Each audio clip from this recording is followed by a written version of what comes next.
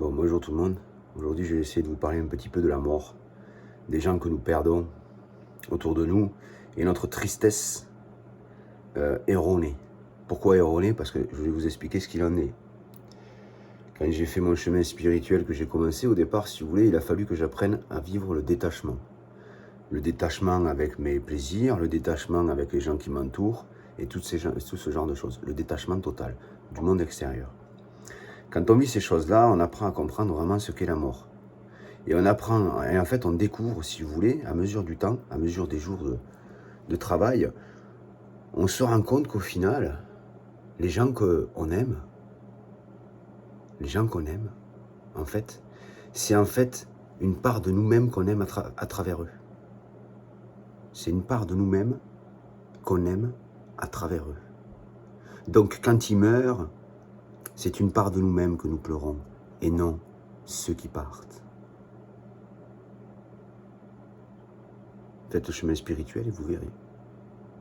Faites le chemin du détachement et vous verrez, vous comprendrez. C'est pour ça que nous pleurons.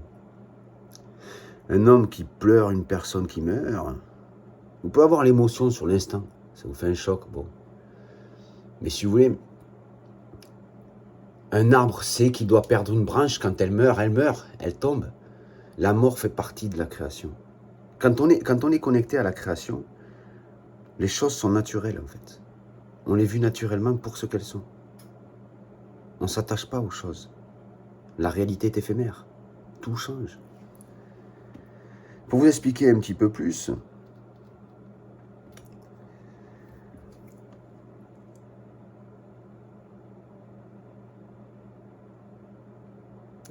chaque personne avec qui nous passons notre temps, vous savez, on se crée notre famille environnante.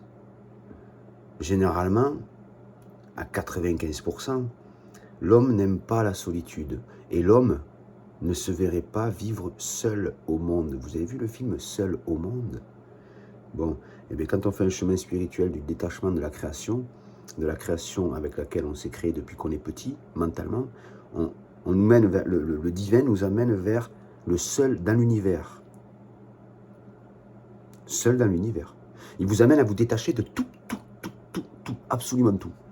Pourquoi? Mais pour vous recréer comme un soleil se crée. Un soleil n'a besoin de personne, il s'est créé lui-même. De lui-même. Seul, il existe réellement pour ce qu'il est. Il existe pour ce qu'il est. Et pas pour ce que les gens, ou la matière, ou tout ce qu'il a avec lui, le créent. Les gens existent par rapport à leur famille, les gens existent par rapport aux gens qu'ils rencontrent, les gens existent par rapport à leur vie qu'ils mènent tous les jours.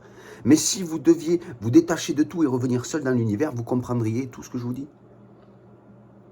C'est comme ça que Dieu est censé, que nous sommes censés nous reconstruire. Et que Dieu nous amène à notre recréation.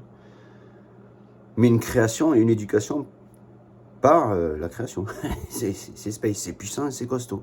Et donc, vous apprenez à découvrir votre corps. Connais-toi toi-même et tu connaîtras l'univers et les dieux. Mais c'est un chemin qui se fait constamment, tous les jours. Et on apprend à se détacher de toute chose. Vous savez, quand vous aimez une personne, vous aimez ce que la personne vous procure, le temps que vous passez avec elle, les discussions que vous avez avec elle. C'est une part de vous-même, c'est un miroir, un reflet de vous-même. Du coup, vous vous sentez bien avec cette personne. Pas parce que vous sentez ses énergies, non, ou sa présence, non. C'est parce qu'elle partage des moments avec vous qui sont semblables à ceux que vous aimez. C'est pas les gens que vous aimez, c'est ce qu'ils vous apportent. C'est pas votre voiture que vous aimez, c'est ce qu'elle vous apporte. Elle vous montre, ah, vous avez une belle voiture, voilà, vous avez une grosse Porsche, ouais, elle affirme votre image. C'est ce que chaque personne va confirmer de vous-même. En fait, vous vous aimez tout seul dans cette création. Vous vous aimez tout seul. C'est un petit peu l'inverse d'exister tout seul dans le néant, de se ressentir exister réellement dans la création. Mais l'homme, c'est un peu l'inverse, il fait tout le contraire. Il s'aime tout seul avec lui-même. Et il croit que tous les gens, voilà, il les aime. Mais en fait, non, c'est pas les gens qu'il aime. C'est une part de lui-même qu'il aime à travers les gens. Et c'est là la vérité. Sur ce, je vous souhaite une bonne journée. Je vous dis à bientôt.